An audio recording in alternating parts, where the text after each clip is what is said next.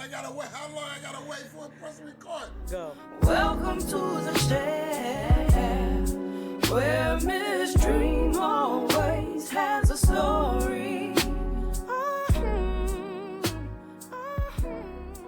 I'm Dreme, a black woman with many beautiful interconnecting identities.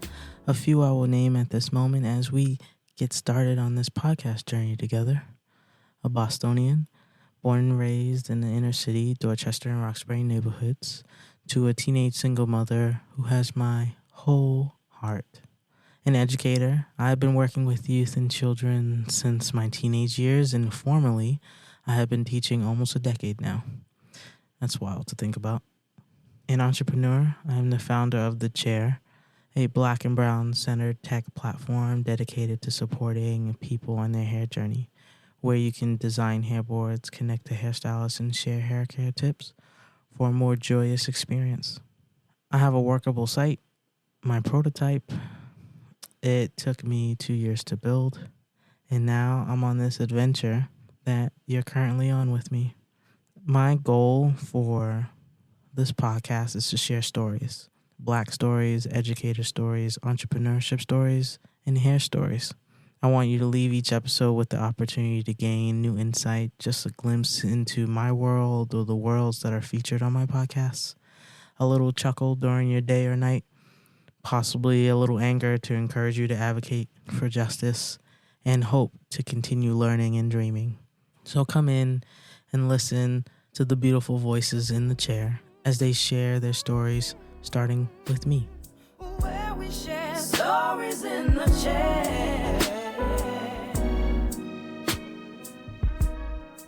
Hello, everybody. This is Nsika. Nsika, can you introduce yourself, please? Hi, everyone. I am Nsiga. I am from Eswatini, a small country in southern Africa, and I am in Wales, where I work as a stewardship coordinator at a boarding school that specializes in the International Baccalaureate. As a stewardship coordinator, I manage the relationships of our various stakeholders, from students to alumni to donors to friends and family of the community. So we all work together towards the development of the college and a philosophy of Kirtan in and outside of the community. Now, moving in a different direction slightly, the whole point of this podcast is to highlight educators, entrepreneurs, have conversations about identity, but also talk about hair. I'm building a platform to support black and brown people on their hair journey, to really be able to connect with one another, to share stories, to find the resources that they're looking for in this organized and creative way. And we've had our own personal conversations when it came to hair. And I'm curious to know, do you remember the first time you fell in love with your hair? The first time I fell in love with my hair was when I was going through, when I look back at it now, perhaps it was the beginning of one of many existential crises. But I was in high school and I grew up in Africa, where doing hair is as easy as just, I don't know, not breathing, but you have breakfast and you do your hair. It's just part of the routine. Different styles, different expressions of yourself.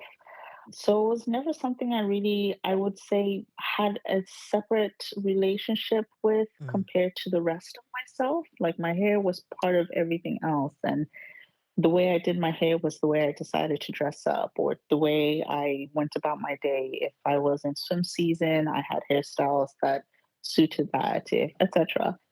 But then we moved to the Middle East, and there was a significantly different culture there in terms of the kind of people that are in that region, and the relationship that they have with their hair because of the kind of hair that they have. And I think that was the first time it was brought to my attention what my hair was. And I think that's when I looked at it like work. And maybe not necessarily a bad thing at the time, but I was like, oh, okay, it's not.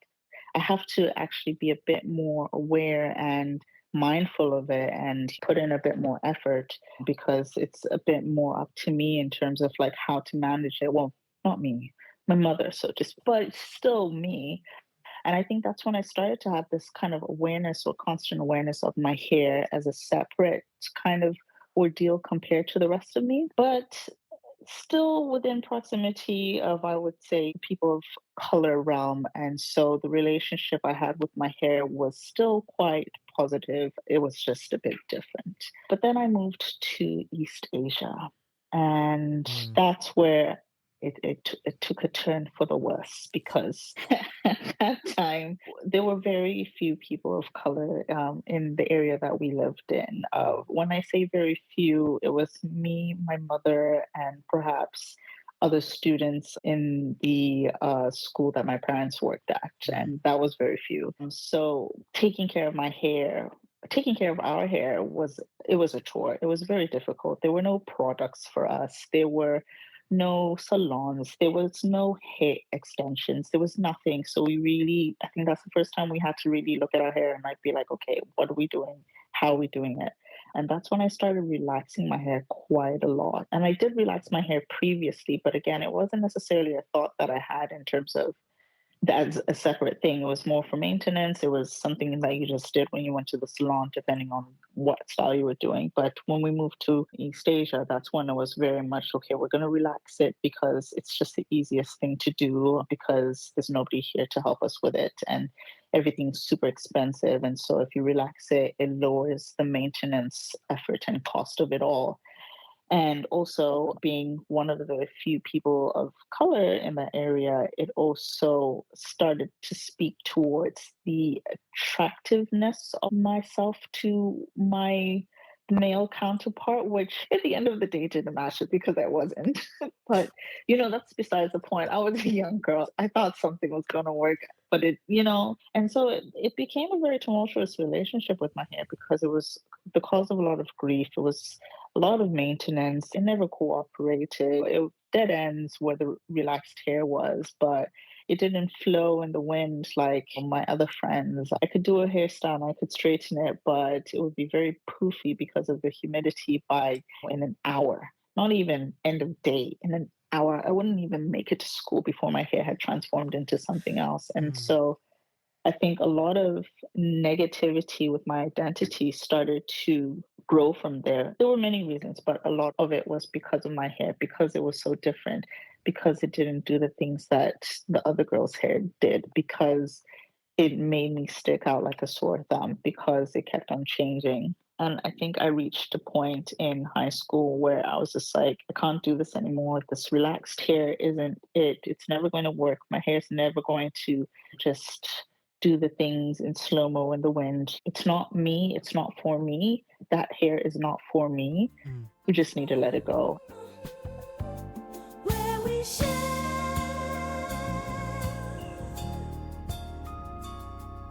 stories in the chair.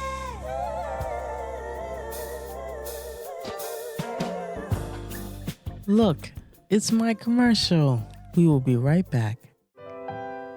It's more than just a bad hair day. It's a journey.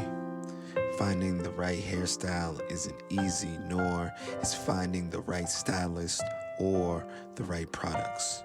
Looking in every corner of the web gets messy, overwhelming, and exhausting. All the ads, the articles, the products, the videos, it shouldn't be this hard, but it is. And now, it isn't. The Chair. A black and brown centered platform where you can design hairboards, connect to hairstylists, and share hair care tips for a new, joyful path on your hair journey. Avoid the clutter, save yourself hours, months, and even years of research and poor trial and error. Everything you need and only what you need is in one place. Hairboards made by people like you, for you. Find the right products, the right people, the right answers for you, stress-free. Join the Chair community and make every day a great hair day. When you share your pain, you allow others to help you. And when you share your success, you help others get theirs. Lean on the Chair. We got you. No stress, no strife. In the chair, the chair, the chair. All right.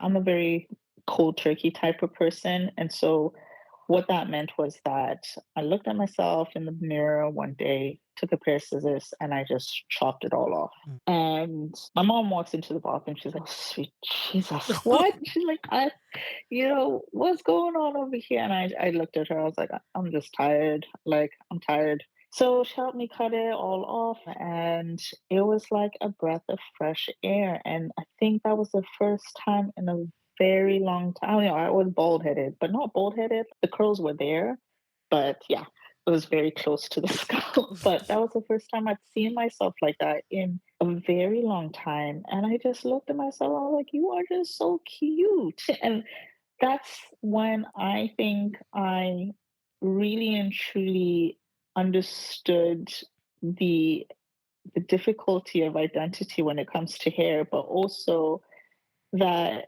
my hair was great. It was always great. And it's like that other people couldn't really see it. And that a lot of us felt, well, I felt that I had to conform to something else that just would never work in my benefit, really. But there I was, bald headed with my curls just there, being able to feel the breeze of the bathroom fan for the first time on my scalp. And I just said, that's my hair. And it's really good enough for me. And it really doesn't matter what anyone else has to say about it because they're not the ones that have to deal with it. They're not the ones who have to love it every day. So yeah, I think that was then. That was then. And it's been a rocky relationship here and there, but we're still very much in love. And currently, you have sister locks. Yes, what I'd like to call sister locks, I attempted to just do them myself. So they're a bit bigger than sister locks, but Mm. to be a pioneer sometimes, I don't always get it right. What made you decide to lock? I was for the longest time when I was in the States, I did want to get locks, Mm. but I think there was always that conversation of how people would judge you and the chances of landing a job because of the way your hair was done. I had worked in a job where once I wore a head wrap and they said that it wasn't an appropriate attire for a workspace. And I was like, this is a head wrap. This is the bare minimum of adding anything to black hair. But if this is chaos, imagine what it'd be like if I rocked up to work with locks. So I just never felt comfortable enough to do it, confident enough, because I think there were just so many things that I felt were just working against me, like the fact that I was an immigrant. So I couldn't take my chances, I felt. But back home when I was in Eswatini, I was like, this is the perfect place to do it. Like, everybody has locks here. It's part of the culture. You cannot be discriminated against because of your hair here. That would be such a laugh in the face if that was the case, right? So I said, it's now or never. Let's try it. The chair. Oh, and if you're interested to learn more about my experiences as a Black woman and educator in Guangzhou, China, I wrote my first ebook titled Nowhere and Everywhere, Captured Emotions of a Beautifully Broken Love Story. It is on lulu.com. Take a read and see some beautiful photography of mine. Enjoy the rest of the show. The chair.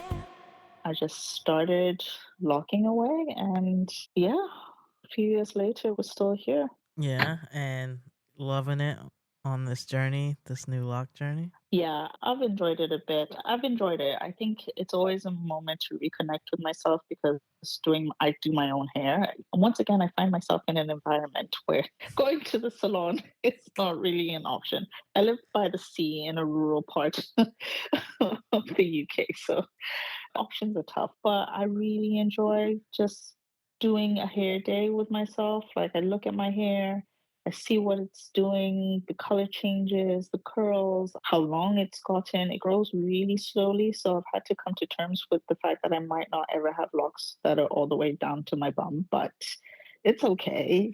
I still cry about it sometimes, but it's fine. But I think it's a very strange way of grounding myself and just realigning myself with myself and reminding myself about the love that I have for my hair, for myself through my hair. Yeah, it's therapeutic in a very interesting and strange way. But there are times where I'm very much tempted to just chop it all off and be bald headed again and grow out my afro and do twists and get braids and do all of the things that I see a lot of amazing women do these days that, man, I have FOMO. I have FOMO sometimes. Like I see your hair and I'm like, oh man, we could be great too. I love people in locks, and I think about getting locks, and then I'm like, I love my rainbow braids. I can't do this right now. And then I was just talking to a hairstylist who has braids on top of her locks, and I was like, whoa, you could do that? Like, and I was like, What? there's just so many things you can do, and I think for me the beauty of it is just all of the different styles and that you get to choose to do. It makes you feel this type of way. I have a wedding that I'm going to be in soon, and so I'm going to go back to like the naturals, like natural colors, so black, browns for this wedding. Mm. And my mother was like, I haven't seen you in those colors in like almost 10 years. Yeah, it's gonna be. And everybody's like, you're really gonna do that? I'm like, yeah. Oh, this is somebody else's wedding. I don't need to have rainbow braids for someone else's wedding. But I'll Mm. still have my signature that I have rainbow jewels. I'm still there. But it's just Hmm. like a reminder of how many ways we can look and fall in love with ourselves over and over again through different hairstyles. Yeah, I think it's just such a fascinating relationship that you can have with your hair. And I think it's this little superpower. It's not a little superpower, but it's a superpower to have this extension of expression of thyself, yourself. Not a lot of people get to do that. And I think there's a lot of cultures where it is part of their culture. It's a part of their identity, been suppressed for so long that it's we're all kind of rediscovering the power of hair and how it really just allows us to be big in spaces and big in ourselves as well. I think sometimes when I think about who I am, my being, and how I exist, my aura is so much bigger because I include my hair in that. That makes sense. Yes. Because from the tip of my scalp to the end of a lock goes so far. And to me, technically, that is still all of me. And I am so much bigger because of that. But it's a fascinating relationship that I think a lot of us are rediscovering or continuously discovering about ourselves and how it relates to something as simple as our hair and how it really impacts us in phenomenal ways. But you're right as well. Sometimes it's not your hair and you can still express yourself in different ways. They'll still know it's you, it's Dream, but it's just not through your hair this time. Or it is because you're going back to the earthy colors. Yeah, absolutely. And then, my afro, I've been working on it. It was like Oh, a it's very, beautiful. thank you. It was a very intentional job during the pandemic. I'm working on health. I'm working on the thickness of it. I love my thickness, but it wasn't healthy. Mm. And now I have the health of my hair is back. And now it's at this new length. So it's so long. So the way I'm used to my afro slowly forming is now changed. And I was like, so now I have like this big afro, bigger than my normal. So now my mother says, I look, who's that guy from The Simpsons? Carrot Top? Oh, he's talking. I'm gonna like Google it. We're an Afro guy from The Simpsons. um and so my hair just looks I look like a mad scientist, but I love it. But there was a way that I was able to control my afro that I can't control Mm. anymore, and so now I'm getting used to this new like mad scientist afro look. I'm falling in love all over again. Yeah, yeah. Our hair is not meant to be controlled. I think it has a mind of its own, and you can support it in its endeavors. But that's it. You're a supporting character to its its growth. I think the only time you need your hair to cooperate is when you've been sleeping on one side too long, and it just all kind of condenses and meshes. Yeah. You're like, please just fluff out a bit. Yo, it's worse. I be trying to nap, and so I just nap with my face down in the pillow. It will not smash this afro. Airport pillows Yeah. are a plug. Just I'm just saying, those neck pillows, it's also like a space for your head if you need a nap and some air at the same time.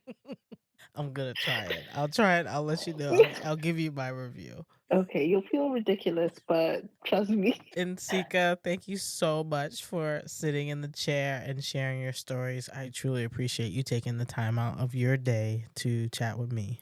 Oh, it's been a pleasure. Honestly, I think this is the first open conversation I've had about my hair as its own entity, but also a part of me. So I think there's a lot to think about for me tonight and in the next few days. So thank you for the opportunity. Welcome to the chair, where Miss Dreme always has a story. Thank you for listening to an episode of The Chair. I, of course, would love your continued support. Let me know what you think of this episode by doing all the things. Subscribe, comment, and come back next week, every week. Enjoy the rest of your beautiful day. Or if you are like me, enjoy that moonlight and that one star under all your city lights. Love you. Talk to you later. The chair. How long I gotta wait for a press record? Go. We support her. Shit. Do your...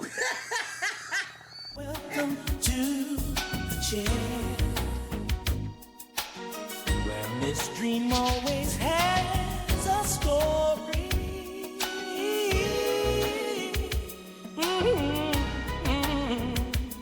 Where we share